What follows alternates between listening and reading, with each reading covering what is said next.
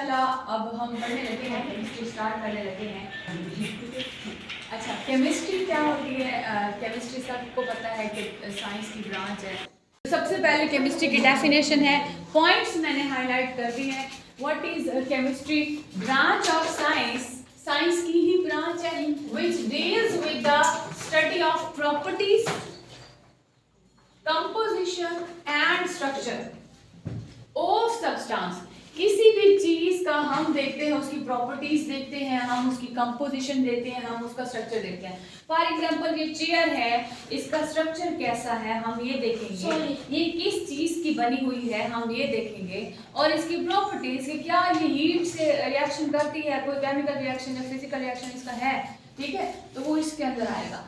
उसके बाद second point है वो है कि it also deals with the changes both physical and chemical. ये जो ब्रांच है केमिस्ट्री जो है साइंस की ब्रांच, प्रॉपर्टीज, कंपोजिशन, स्ट्रक्चर तो देखती ही देखती है और फिजिकल और केमिकल चेंजेस भी देखती है जिस सब्सटेंस की हम स्टडी कर रहे होते हैं। इन चेंजेस के ऊपर जो रूल्स अप्लाई होते हैं या लॉ अप्लाई होते हैं उनकी भी हम स्टडी को केमिस्ट्री में ही पढ़ते हैं।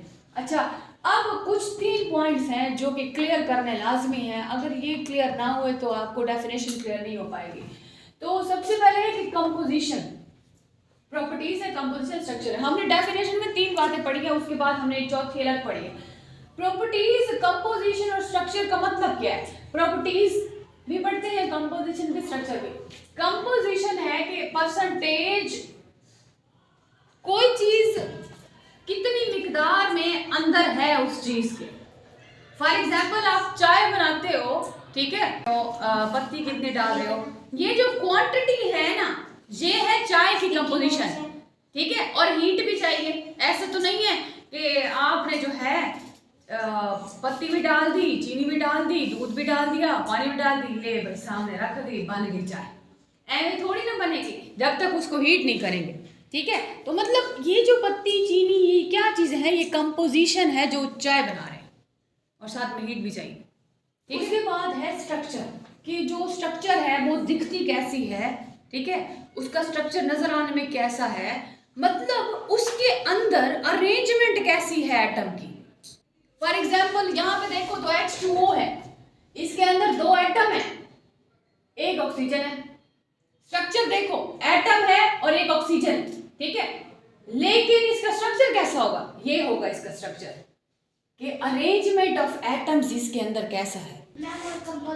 कंपोजिशन को फिर कह रही हूं कि कंपोजिशन का मतलब ये होता है कि कोई चीज कितने एटम से मिलके बनी है, चाहे कितने इंग्रेडिएंट से मिलके बनी है। पानी है, पानी, ठीक है, आप उसको फ्रिज में रखो, बाद में बर्फ बन जाएगा, सॉलिड। आप उस बर्फ को बाहर रखो, वो लिक्विड में चेंज होगा, लिक्विड बाद में कुछ टाइम के बाद फिर आप घंटे बाद जाओ, वो लिक्विड जो है वो समझ नहीं आएगा कहाँ गया, गैस में। ये तो नहीं था ना कि सॉलिड ये बर्फ थी और बर्फ से वो पानी और पानी से कोक और कोक से पता नहीं क्या क्या बन गया, ठीक है। Properties change, physical states change हुई है। जो बाहर से ही चीज फिजिकल पानी ही था वो सॉलिड में गया, सॉलिड से लिक्विड में पानी था, वो लिक्विड से वापस में गया, वो पानी था। फिजिकल स्टेट चेंज हुई है। केमिकल स्टेट की बात करें तो केमिकल तो और ही चीज है जिसमें कंपाउंड्स बनते हैं, जिसमें रिएक्शंस होते हैं, जिसमें न्यू चीज बनती है। तो यहाँ पे सोडियम की प्रॉपर्टी और है, क्लोरीन की प्रॉपर्टी और है। क्लोरीन जहरीली गैस है, जरा सा बैठोगे ना क्लोरीन के पास, ठीक है, तो आप मर जाओगे। सोडियम ऐसी है कि पानी के अंदर डालें तो पानी के अंदर आग पकड़ लेती है, सोडियम मेटल, ठीक है, फ्लेमेबल है ये। तो यहाँ पे जो नमक है, कभी ऐसा हुआ है कि नमक आपने सालन में डाला और सालन को आग लग गई? No ma'am.